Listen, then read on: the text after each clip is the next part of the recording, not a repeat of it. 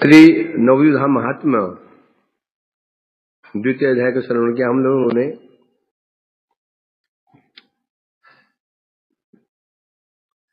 तो इसमें ये कहा गया था, शास्त्रों में जो धाम की महिमा वर्णन की गई उसके विषय में कोई संशय नहीं होना चाहिए। तर्क के द्वारा यदि कोई व्यक्ति जानना चाहता है धाम तत्व, नाम तत्व, भगवान इत्यादि को, तो वो समझ नहीं पाए। क्यों? यह जो तर्क जो है, तर्क जो बुद्धि की उपज है, इसकी तुलना की गई थी मोचा खोला कि वो केले के छिलके से की गई थी, है ना। यदि उसको पानी में डाल दिया जाता है तो ऊपर तैरता रहता है, वो नीचे घुस ही नहीं सकता। अर्थात तर्क के द्वारा शास्त्रों में प्रवेश नहीं कर सकते हो। यदि जान भी शास्त्र जान भी गए तो अनुभव नहीं होगा। लेकर कह रहे थे जो तर्क के द्वारा भगवान को जानना चाहता है, संसार को तरना चाहता है, उसकी चेष्टा व्यर्थ हो जाएगी। अपनी चेष्टा से कोई व्यक्ति संसार को पार नहीं कर सकता। केवल और केवल मात्र भक्तों की कृपा से ही पार किया जा सकता है। एक तरफ श्रवण किया जो हम लोगों ने। अब यहां कह रहे हैं कलिकाले तीर्थ शब्द दुर्बल, नवद्वीप तीर्थ मात्र परम प्रबल। मतलब कलियुग है, इनमें जितने भी तीर्थ हैं सब दुर्बल हो जाएंगे, मतलब पाप बढ़ जाएगा लोगों का। सामान्य तीर्थ उनको उद्धार नहीं कर पाएंगे और सामान्य मंत्र भी काम नहीं करेंगे। इस कलियुग तारक मंत्र क्या है? महामंत्र नहीं, और युगो मंत्र होते हैं। कलियुग में क्या है? महामंत्र। जो महामंत्र, हर किसी महामंत्र है, ये महामंत्र मंत्र है, महामंत्र है। क्योंकि छोटे मोटे भूत पकड़े तो मंत्र काम कर जाते हैं, बड़ा भूत पकड़े तो। इसलिए कह रहे हैं इस कलियुग में और जो तीर्थ काम नहीं करेंगे, जो तीर्थ धाम नवद्वीप धाम है यही कार्य करने वाला है। इसलिए बता रहे हैं यहां पर कलीर प्रभाव जाबे अतंत बाड़ी जो कली का प्रभाव हुआ तो ये तीर्थों का प्रभाव ये भी कम होना शुरू हो जाता है। उसमें भगवान ने विचार किया अब क्या होगा। फिर तीर्थ ही उद्धार करते हैं और तीर्थ स्वयं ही दुर्बल हो चुके हैं। उस समय भगवान ने कृपा करके क्या किया, इस भयंकर जो कलियुग है इसमें जीव को उद्धार करने के लिए उन्होंने एक उपाय किया। क्या उपाय किया? जिस धाम को उन्होंने छिपा कर रखा हुआ था उसको प्रकाशित कर दिया। ये कह रहे हैं यहां पर जीव तो अमर दास आमी तार प्रभु, आमी ना तारी ले से ना तारी वे प्रभु। जीव भगवान को भूल करके विषय भटक रहा है। हम ही भगवान को भूल गए, संसार में मस्त हैं, खाओ पियो आनंद से रहो। परंतु हम तो भूल गए, भगवान नहीं भूले। भगवान कह रहे हैं देखो है तो मेरा ही अंश, मेरी संतान है, मैं क्या करूं, इसको उद्धार कैसे करूं, कैसे इसको अपने ओर ले आऊं। ये तो बोले श्री चैतन्य हईलो प्रकाश, निज नाम निज धाम लोए निज दास।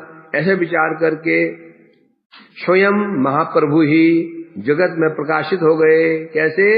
अपने नाम को लेकर के आए, धाम को लेकर के आए, अपने परिकरों को लेकर के पूरी सेना लेकर के आ गए। सांगोपांगास्त्र पार्षद है। प्रभु प्रतिज्ञाए हय सर्वकाल, तारी सकल जीव घुसा भोजन चाल। महाप्रभु ने प्रतिज्ञा कर रखी है इस कलयुग में मैं सबका जो माया जाल नष्ट कर दूंगा और ब्रह्मांड दुर्लभ बिलभ संसारे, पात्रा पाना बाचे भय अवतारे। महाप्रभु ने विचार किया राम जी के अवतार में, कृष्ण जी के अवतार में, जिन्हें अवतार हुए उस अवतार में योग्य पात्रों को ही प्रेम दिया गया। राम जी ने प्रेम दिया, योग्य पात्र को प्रेम दिया। कृष्ण ने भी यही किया, जो भक्तिमान है उसको प्रेम दिया। किसी अभक्त को भक्त नहीं बनाया, जो भक्ति कर रहा था उसको प्रेम दिया ना। ऐसा कोई कहीं में कोई एग्जाम्पल नहीं है उन्होंने जिस अभक्त को भक्त बनाया हो फिर प्रेम दिया हुआ, ऐसा वर्णन नहीं है। बल्कि जो अभक्त असुर है उनका वध जरूर कर दिया। परंतु जो महाप्रभु का विचार किया, नहीं, जितने भी पापी पाषंडी है उनको भी मैं प्रेम प्रदान करूंगा। कौन सा प्रेम? ब्रह्मार दुर्लभ, ब्रह्मा जी को जो प्रेम प्राप्त नहीं है और दुर्लभ प्रेम में उनको भी दूंगा। जो भक्त हैं उनको देने, वो तो लेंगे, जो पापी पाषंडी है उनको भी दे देंगे। पात्र अपात्र ना बाची वो।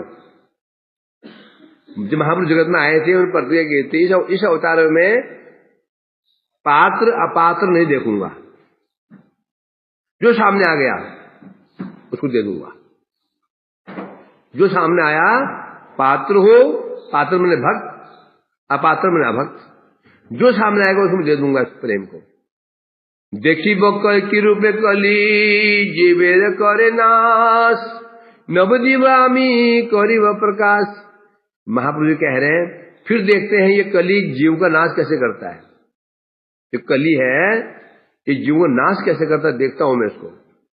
ये मेरा इसको चैलेंज है। ऐसे विचार करके क्या कह रहे हैं वो, मैं जाऊंगा, जगत में जाऊंगा, मेरा धाम नवदीप धाम है, इसको लेकर के जाऊंगा। और ऐसे करके सही धाम में कलीर भांगे विषदान, कीर्तन करिए जीवे करिए आत्मसात। मैं जगत में जाऊंगा, धाम को लेकर जाऊंगा। कौन धाम? नवदीप धाम। इसके द्वारा मैं जो कली के जो विष के दांत है ना, विष दंत, उसको तोड़ दूंगा। सांप हानिकारक क्यों होता है? कि एक कारण है बस, उस विष दंत, विष के दांत तोड़ दो, फिर सांप क्या है? खिलौना है, फिर मनोरंजन का पात्र है वो। आराम से गले में डालो, मुख में घुसा लो, जीवन डालो, और विष दंत खतरनाक होते हैं। तो कली के विष के दांत मैं तोड़ दूंगा। कैसे तोड़ूंगा? अपने नवदीप धाम के द्वारा तोड़ूंगा, शही धाम में। और फिर क्या करूंगा? कीर्तन करिया, और कीर्तन करके मैं समझ जीवों को आत्मशांत अपना लूंगा। सबको लेकर कीर्तन करूंगा। अर्थात ये कलयुग धर्म की, कलयुग क्या है? कीर्तन प्रधान युग। इस कलयुग में मूर्ति सेवा भी काम नहीं करेगी, तीर्थ की सेवा भी काम नहीं करेगी। एक काम करेगा, कीर्तन, नाम कीर्तन, और कोई काम नहीं। अक्सर हम करते हैं जरूर है, परंतु प्रधान रहेगा कीर्तन, संकीर्तन। जद जद दूर यम नाम होइबे कीर्तन, तत दूर होइबे ते कलियुग दमन। महाप्रभु ने भविष्यवाणी की थी, जितने दूर तक मेरा नाम कीर्तन का आवाज जाएगी उतने दूर तक कली भाग जाएगा। मैं कीर्तन की आवाज जहां से जाएगी उन दूर तक कली का प्रभाव नहीं होगा। यही बोले गौर हरे कलिर संध्याय, प्रकाशिल नवद्वीप स्वकी अमाय। ऐसे विचार करके श्री गौरहरि ने धाम नवद्वीप में कली की प्रथम संध्या में अपनी माया का आश्रय करके, कौन सी माया? योग में आश्रय करके अवतार धारण किया नवद्वीप में। अब यहां कह रहे, हे मन दयालु प्रभु जे जन ना भजे, हे मन चिंत धाम जय जन तजे। एक कलि काले तार समभाग्यहीन, ना देखी जगत यार शोचनीय दिन।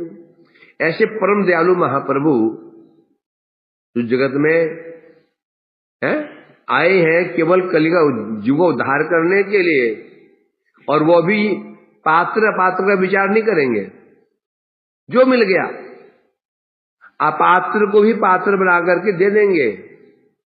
ऐसे परम दयालु जो चैतन्य महाप्रभु जी हैं, जो उनका भजन नहीं करता, उनका अचिंत्य धाम है, जो उनको उस धाम को परित्याग कर देता है, इस कलिकाल में उसके समान भाग्यहीन कोई हो ही नहीं सकता। कलियुग है ये वर्तमान में भी महाप्रभु को भगवान जो मानने वाले हैं मुट्ठी भर है। बड़े विद्वान भी उनको महाप्रभु भगवान मानने से मना कर देते हैं।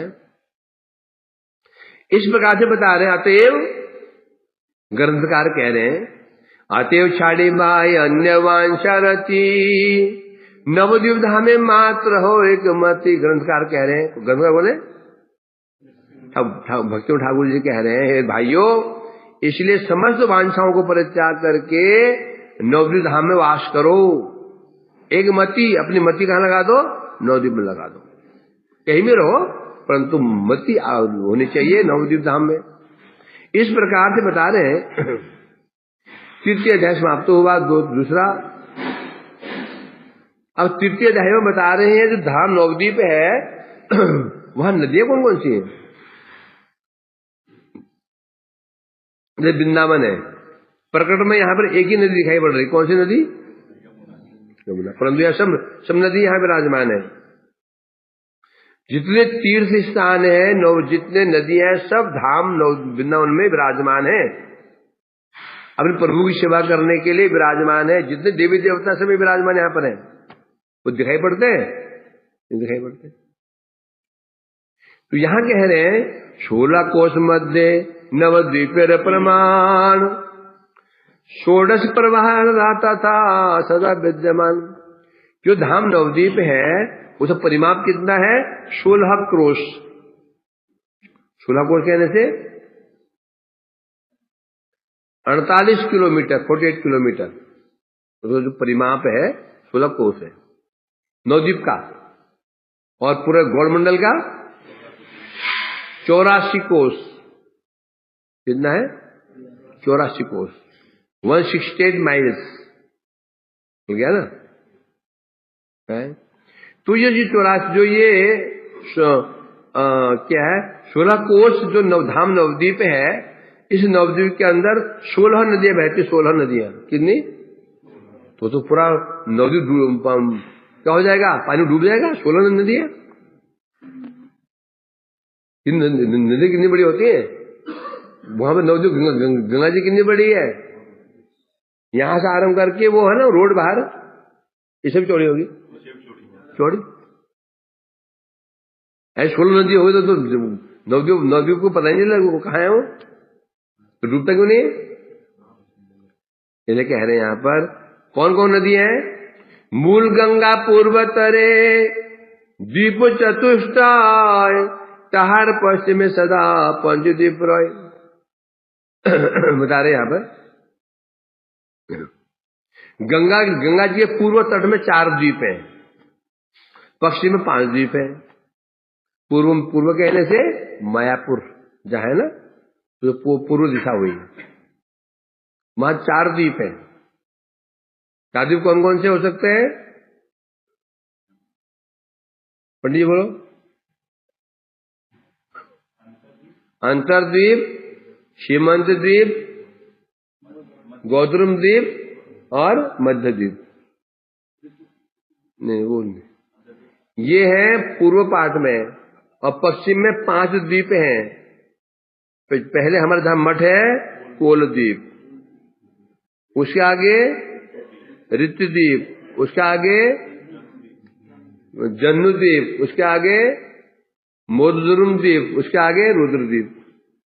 5 है ना। इसलिए कह रहे हैं यहाँ पर गंगा जी के पूर्व तट में 4 द्वीप हैं और पश्चिम में 5 द्वीप हैं। कुल मिलकर हो 9 द्वीप इक्वल टू नवद्वीप धाम कहते हैं उसको। वृंदावन में 12 वन है। वृंदावन वन कितने हैं? 12 वन है। ये 12 वन ही नवद्वीप में क्या है? नवद्वीप। ये जहां 12 वन ही नवद्वीप में नवद्वीप के रूप में विराजमान है, क्योंकि नवद्वीप क्या है? अभिन्न वृंदावन, वृंदावन ही है, प्रच्छन्न वृंदावन। तो इसलिए कह रहे हैं यहां पर स्वर धुनि प्रवाह सब बेड़ी द्वीप गणे नवद्वीप धामे शोभा दे अनुक्षणे। स्वर धुनि, गंगा जी का नाम क्या है? स्वर धुनि। क्यों? ये जो गंगा जी है ये नदी देवताओं की नदी है ना।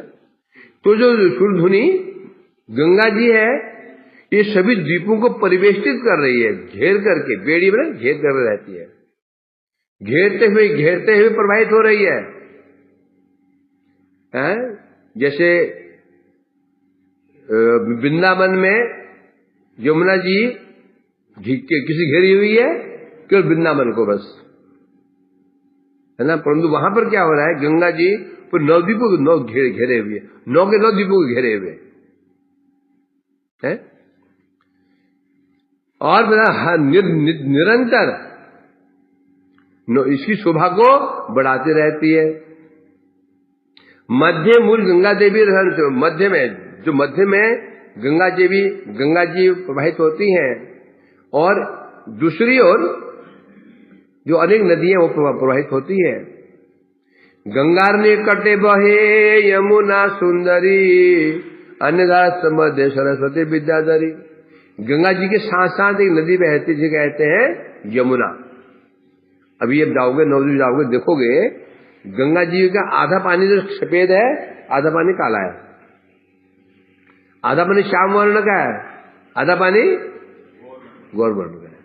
एक ही नदी दो भाग है, यानी कि बैरिकेडिंग नहीं है, ये वहां इस पर दिखता है। तो श्याम वर्ण की वो कौन है?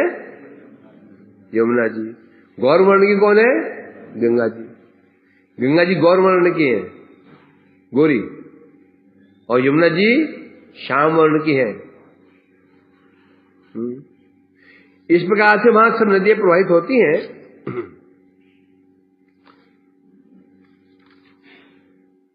अब पहला आता है अंतर्द्वीप।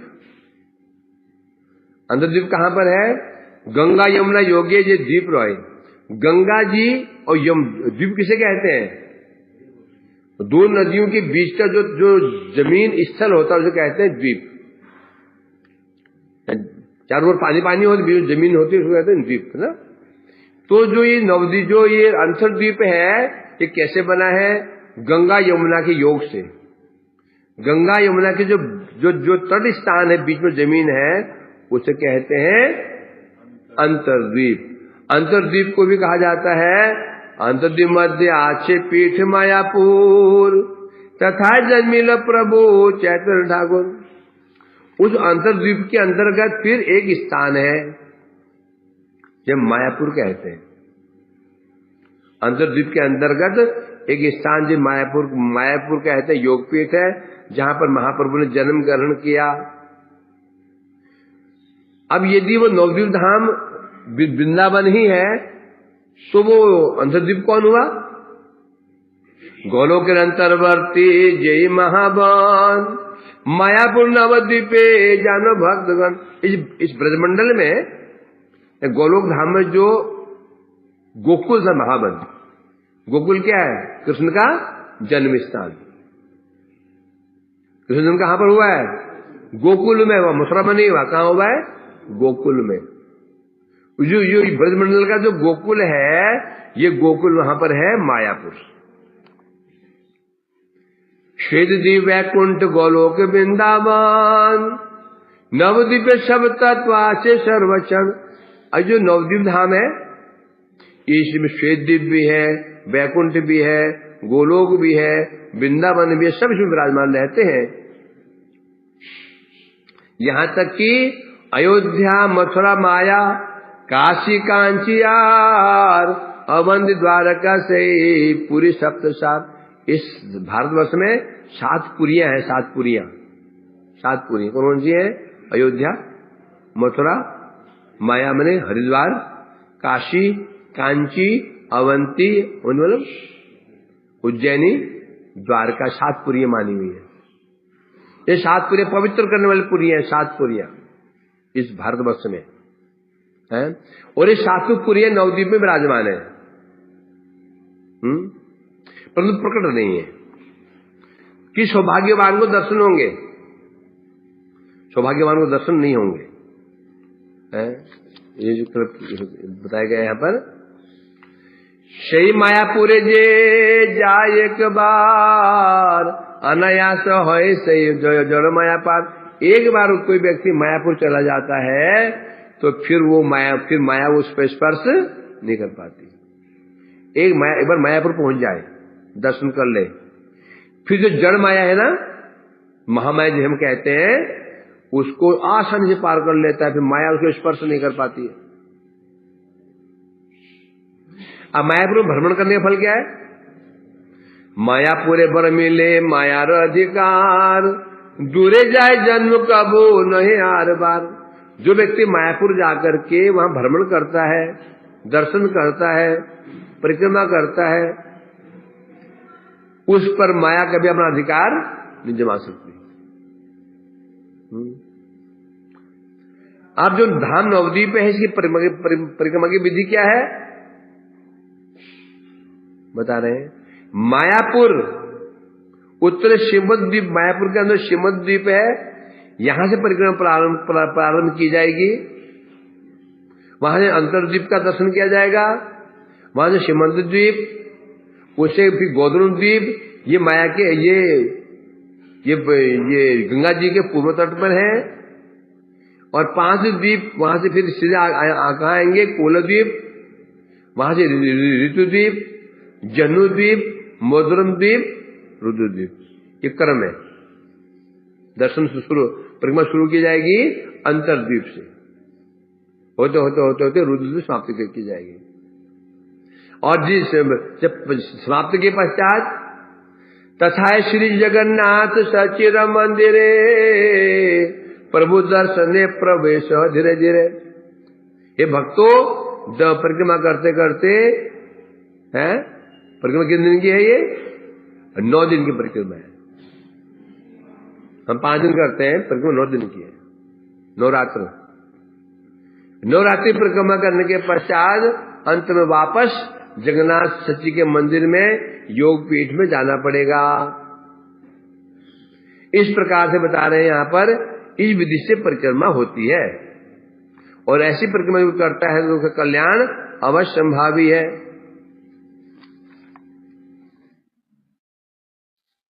अब आते हैं, अब कथा शुरू हो जाएगी आज से। अभी तो भूमिका बन रही थी, स्थानों का वर्णन किया जा रहा था। अब ये जो कथा है, ये परिक्रमा है, ये वास्तव में शुरुआत कहां से हुई थी? ये परिक्रमा शुरू हुई थी, पहले महाप्रभु परिक्रमा करते थे, परंतु वो ऐसे नहीं करते थे। कभी एक ओर चले गए, कभी अन्य ओर चले गए। परंतु जब जीव गोस्वामी पहुंचे नवद्वीप पहुंचे, नवजीव गोस्वामी पाद जी ऐसे नहीं बैठते। यह शोक मुद्रा है। जो मर जाता ना, बैठते नहीं बैठते, तो मर जाता है वैसे पुण्य मार पे। तो बैठने का भी नियम, ये समझ वैष्णव धर्म ये समस्या है। खाने में विधि, बैठने में, सोने में विधि, मुंह कहाँ करना है, सिर कहाँ करना है, इसलिए वैष्णव बनना नहीं चाहते हैं। ये नियम पालन कौन करेगा? दुनिया भर नियम, खाने का नियम, सोने का नियम, सोचे नियम भी है, तो हाथ धोने का नियम भी है कि नहीं? समस्या। तो जब जीव गोस्वामी पाद जी, उनके बड़े ताऊ जी दो, कौन? रूप गोस्वामी पाद जी, शाम गोस्वामी, जब दोनों घर छोड़ के निकल आए, गृह त्याग कर दिया, उस समय छोटे बच्चे थे, छोटे 4-5 साल की उम्र थी इनकी। उतर पास उम्र आयु 3-4 साल की उम्र होगी। इन्होंने महाप्रभु दर्शन किया, महाप्रभु वहां गए थे। उसके पश्चात जब दोनों वापस चले गए, उनके दोनों ताऊ बड़े यहाँ आगे वृंदावन में भजन करने लगे। 15-16 साल तक ये संसार में रहे, पढ़ाई लिखाई की, व्याकरण शास्त्र पढ़े, सब संस्कृत व्याकरण सब पढ़ा, शास्त्र पढ़े। उसके पश्चात नवद्वीप गए, मायापुर। वहां जाकर मिले हैं किनसे? नित्यानंद जी का दर्शन किया, और जब दर्शन करके तो उनसे प्रार्थना की, है नित्यानंद प्रभु, मैं आपकी शरण में हूं, आप कृपा करके मुझे जो जहां महाप्रभु जहां जाते थे, लीलाएं करते थे, उनका दर्शन कराइए। मेरी इच्छा, परविल इच्छा है कि धाम नवद्वीप की परिक्रमा करूं, मुझे परिक्रमा कराइए। तो प्रथम बार नित्यानंद जी ने जीव गोस्वामी साथ में लेकर के परिक्रमा की थी। प्रसंग लंबा चौड़ा प्रसंग है, इतना हमने बोले टाइम नहीं होगा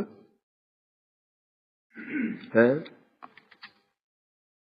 तो यहां कह रहे हैं, यहां पर जब नवद्वीप पहुंचे, मायापुर पहुंचे, नित्यानंद जी का दर्शन किया, उन्हें साष्टांग प्रणाम किया इन्होंने, और नित्यानंद जी ने इनके मस्तक पर अपने चरण रख दिए। उसके पश्चात इनको लेकर के पहले कहाँ गए?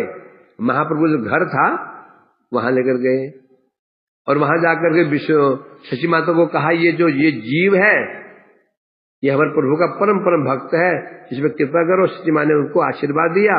और विष्णु प्रिया जो महाप्रभु के संन्यास के पश्चात विष्णु प्रिया कैसे रहते थे? सूर्य उदय से पहले गंगा स्नान करते थे, उसके बाद कोई उनका मुख नहीं देखता था, बाहर निकलती नहीं थी, घर में बैठी रहती थी विरह व्याकुल होकर के, और हरे कृष्ण कृष्ण कृष्ण हरे हरे, हरे राम करते करते एक चावल निकालते, ऐसे चावल मिलते। तो चावल जो चावल बिन जाते थे उनको रसोई बनाती थी, और वही ठाकुर भोग लगाते थी, अपनी सास को खिलाती थी, सची मैया को। परम वैराग्य जीवन था उनका। जब जीव गोस्वामी छोटे बच्चे पहुंचे वहां पर, बड़ी प्रसन्न हुई, उनको आशीर्वाद दिया उन्होंने, है। तब शची माँ ने, विष्णु प्रिया ने रसोई बनाई, शची माँ ने सबको भोजन कराया, नित्यानंद जी को भोजन कराया, है ना। उसके पश्चात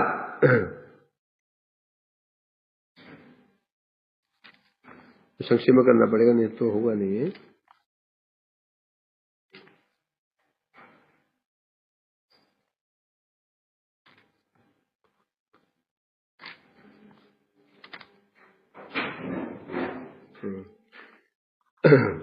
जब आप पहुंचे तो महाप्रभु नित्यानंद जी ने कहा, जीव तुम्हें यहाँ रहना नहीं है। बोले क्यों नहीं रहना है? क्योंकि महाप्रभु ने तुम्हारे परिवार को वृंदावन में स्थान दिया, रूप सनातन वृंदावन में है, तुम भी वहीं जाओ, उनका अनुगत में वृंदावन में भजन करना, और भजन करते हुए ग्रंथ प्रकाशित करना, और जो धाम लीला से लुप्त हो चुकी है उनको प्रकाशित करना, विग्रह प्रकाशित करना। आज जो पर वृंदावन धाम है ना, ये किसकी देन है? हमारे गोस्वामी की देन है। रूप गोस्वामी, सनातन गोस्वामी, जीव गोस्वामी। यदि ये नहीं आते तो ये जो धाम वृंदावन है ये प्रकाशित नहीं हो पाता है। तो उसके पश्चात विष्णु प्रिया जी ने कृपा की उनके ऊपर, तब उन्होंने प्रार्थना की थी, प्रभु मेरी इच्छा है जाने से पहले मैं एक बार यहाँ का परिक्रमा कर लूं। तो तब जाकर के उनको साथ में लेकर के परिक्रमा शुरू हुई।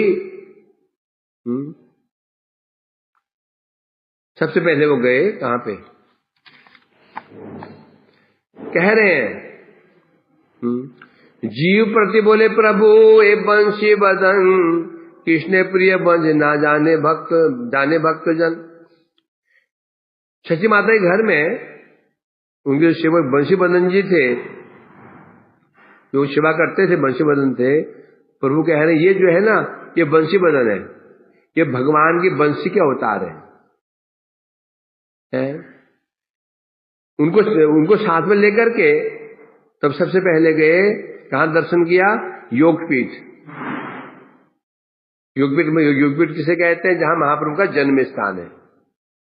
और कहने के वो बोले वहां लगे, देखो जीव यही गृह चैतन्य ठाकुर, आमा सबल ये कोयला लीला प्रचुर। वहां जाके बोले, जीव देखो ये जो घर है ना, यहाँ महाप्रभु ने हमारे साथ बहुत लीलाएं की थी। योगपीठ है यहाँ पर, जन्म स्थान है, इसलिए दर्शन करो। उसके पश्चात ए देख जगन्नाथ मिश्र मंदिर विष्णु पूजा नित्य यथा करिल नधीर। ये जगन्नाथ जी का घर है, मंदिर है। स्वयं महाप्रभु जी पूजा करते थे। जगन्नाथ जी घर में जो ठाकुर जी थे, उनकी वजह से महाप्रभु अपने हाथों पूजा करते थे, भोग लगाते थे। आरती करना, अर्चन करना, पूजा करना, तो महाप्रभु स्वयं करते थे। एक गृह करी तेन अतिथि सेवन तुलसी मंडपे करह दर्शन। और ये कक्ष जो है, इस कक्ष में महाप्रभु जी अतिथियों को आमंत्रित करते थे, निमंत्रित करते थे। अतिथि आते थे, अपने हाथों से उनको भोजन कराया करते थे, दर्शन करा रहे। और ये जो तुलसी मंडप है, जहां महाप्रभु तुलसी की सेवा करते, परिक्रमा करते, तुलसी की परिक्रमा करते थे, तुलसी को जल प्रदान करते थे, हैं? श्री गौरांग चंद गृहे जत चिर जत काल पिताराचार्य पालित न भक्त पाल। क्या कह रहे हैं? जब तक महाप्रभु जी गृहस्थ आश्रम में थे, घर में थे, तब तक कौन है वो? हैं? महाप्रभु कौन है? भक्त पाल, भक्तों का पालन करने वाले। पालन कैसे होता है?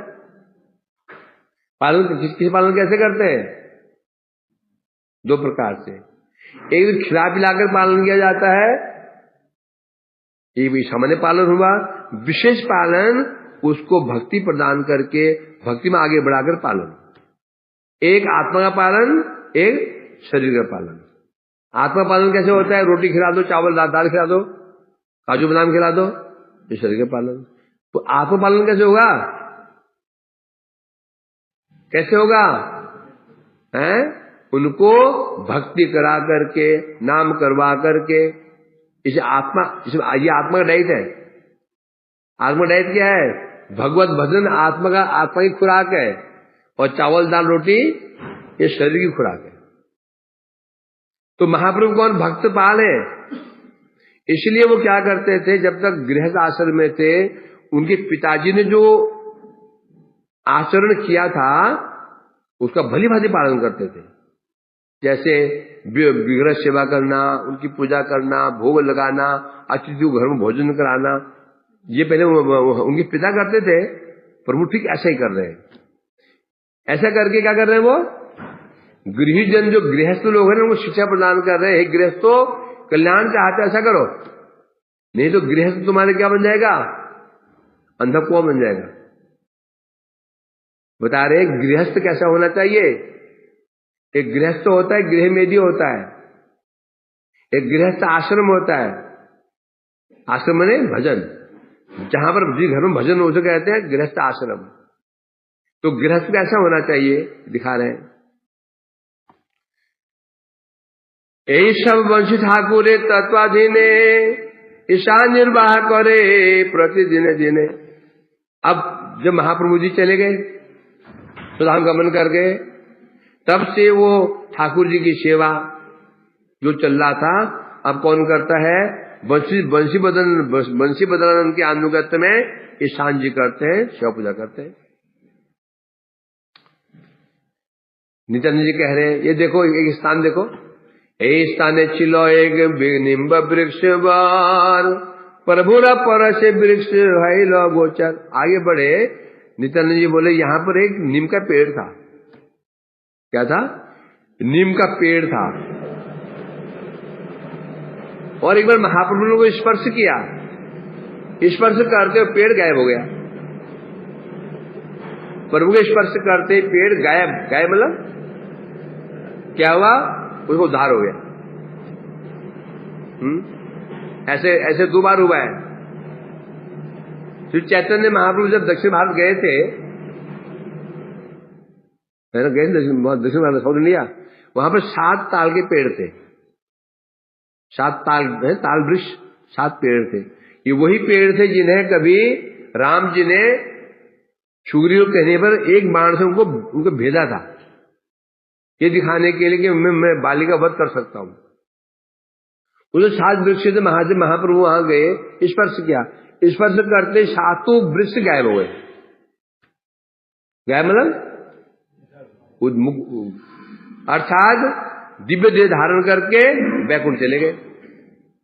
तो नित्यानंद जी कह रहे यहां एक नीम का पेड़ था, महाप्रभु ने इसको स्पर्श किया, स्पर्श करते हुए पेड़ अप्रकट हो गया।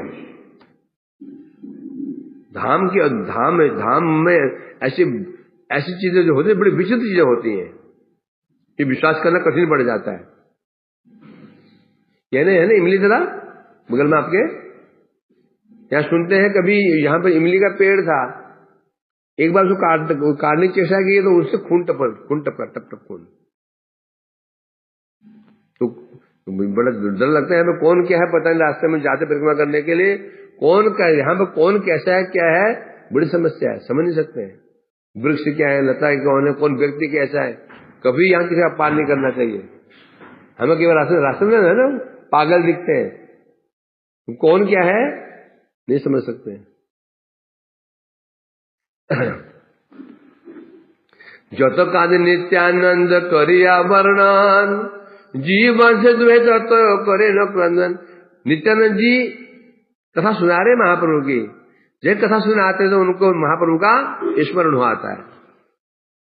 जोर जोर से नित्यानंद जी क्रंदन करते हैं, आंखों जो आंसू धारा, उनको रोता हुआ देख करके जीव गोस्वामी पाद जी और जो सामने भक्त लोग हैं सब वो भी क्रंदन कर रहे।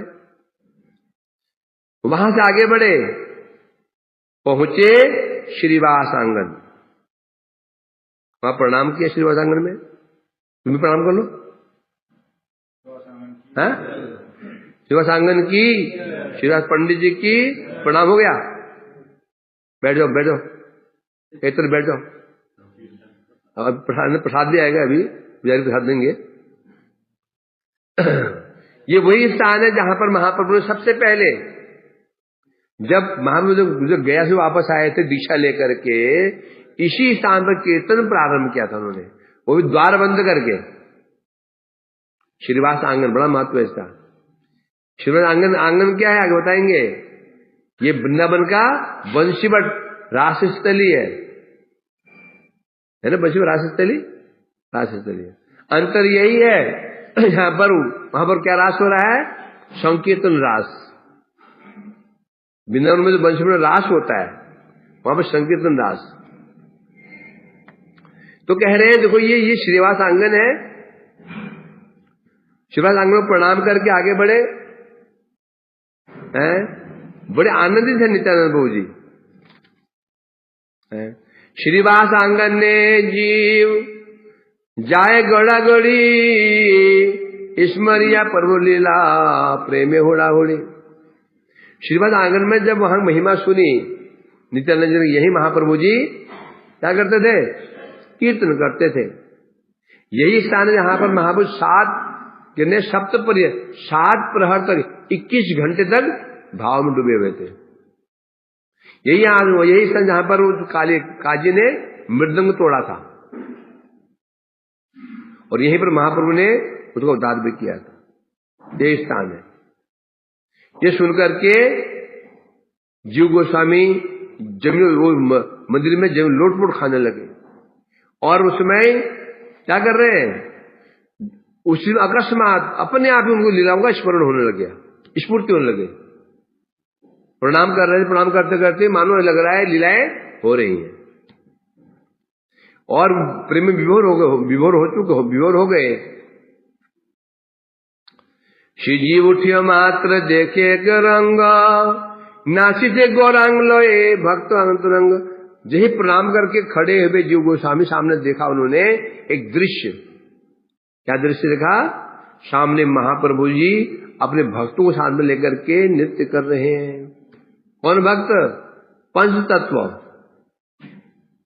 कौन कौन है, नित्यानंद प्रभु जी, अद्वैताचार्य जी, श्रीवास आदि और गदाधर पंडित सब नृत्य कर रहे हैं। दर्शन किया, महासंकीर्तन देखे बल्लभ नंदन, सर्वभक्त मादे अपूर्व नर्तन। दिखा बल्लभ नंदन, जीव गोस्वामी पिताजी का नाम क्या है? वल्लभ। बाद में नाम रखा था हुसैन शाह ने, क्या? अनुपम, है ना? अनुपम भी वैसे हिंदू नाम ही है।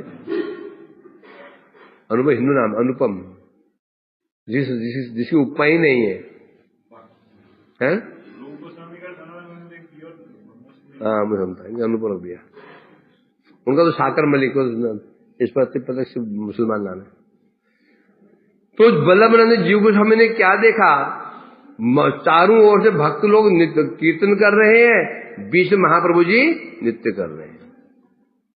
नाचित अद्वैत प्रभु नित्यानंद राय, गदाधर हरिदास नाचे आर गाय, शुक्लांबर नाचे आर शत शत जन, देखिया प्रेमित जीव है चेतन। क्या देखा उन्होंने?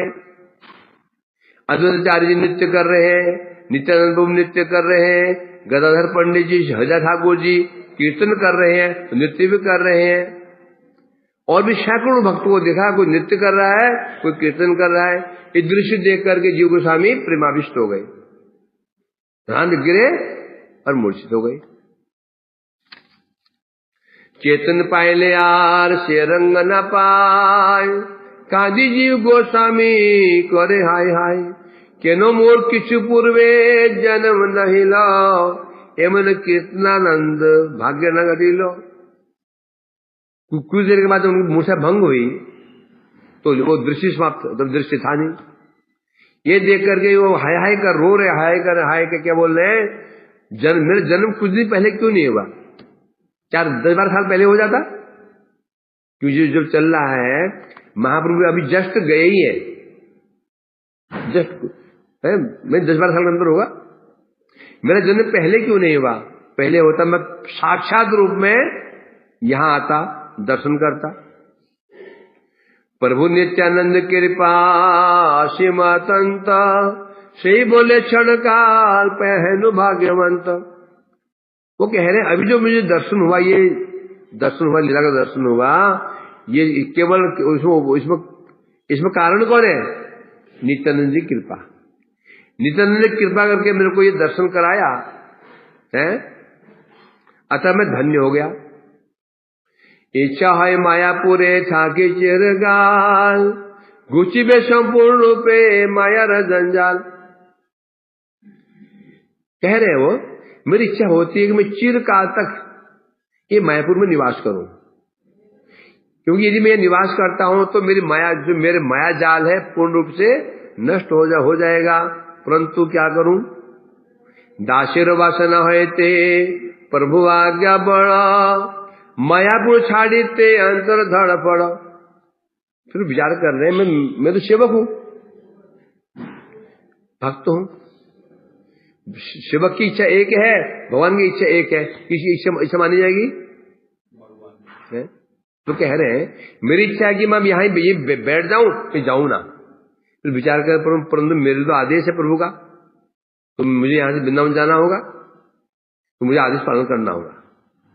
ये कह रहे हैं यहां पर, क्योंकि भक्त हमेशा भगवान के आदेश को ही महत्व देता है, उनकी इच्छा को महत्व देता है। ये सेवक का प्रमाण है। सेवक का लक्षण क्या है?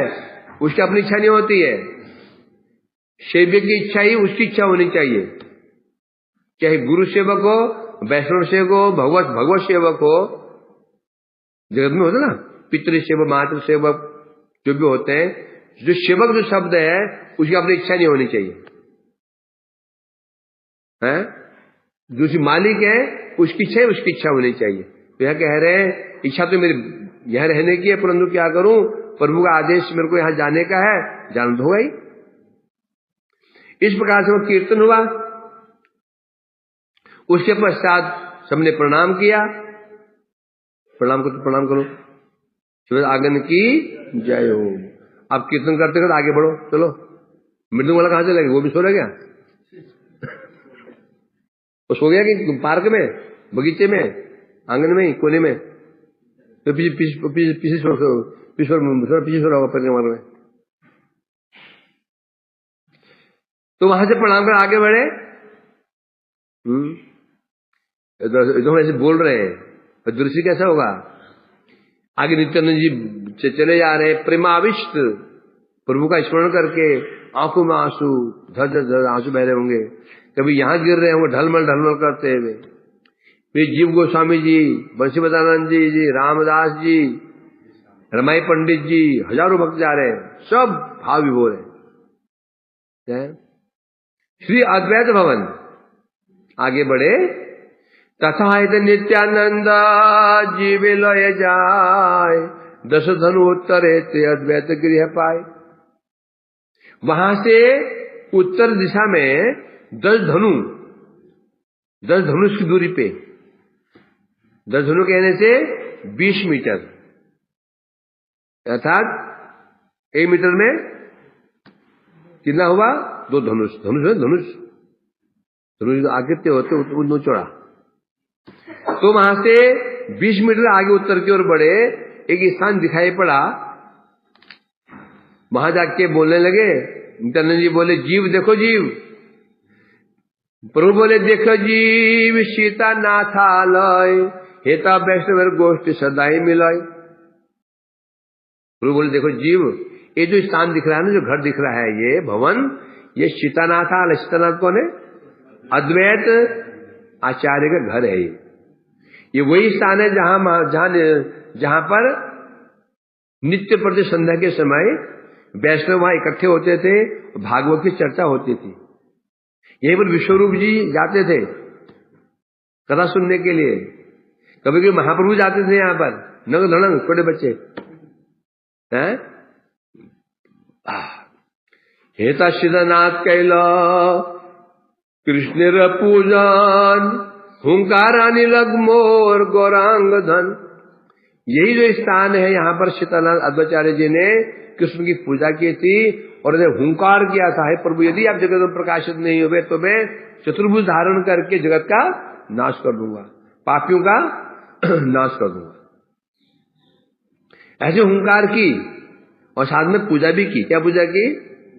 तुलसी दल मात्रेण चुलके नमा, एक चुल्लू जल, एक तुलसी पत्र देकर उनकी पूजा करते थे। ऐसे हुंकार किया, महाप्रभु कह रहे हैं, ऐसे हुंकार किया कि मेरा सिंहासन भी हिल गया और मुझे आना पड़ गया। नहीं, मैं नहीं, मेरे प्रभु को आना पड़ गया। तो ये है श्रीवास आंगन, अद्वैत, श्री अद्वैत भवन है। प्रणाम करो अद्वैत भवन को। अद्वैताचार्य जी की, सीतानाथ की, सदेवी जी की जय हो। प्रणाम हो गया। चलो अब तुम थक भी गए, प्रसाद समय हो गया। प्रसाद नहीं पाया ना, सुबह घूम रहे हो कल से, अब प्रसाद मानना पड़ेगा। अब शाम को अभी प्रसाद पा लो, विश्राम करो, शाम को आगे बढ़ेंगे ठंडे ठंडे। इस प्रकार से आज हमारी यात्रा कहाँ जाएगी? ये जाएगी ना, मायापुर जाएगी। पहले यार मायापुर जाती पहली यात्रा में, याद नहीं आ रहा कुछ। मायापुर याद नहीं आ रहा है।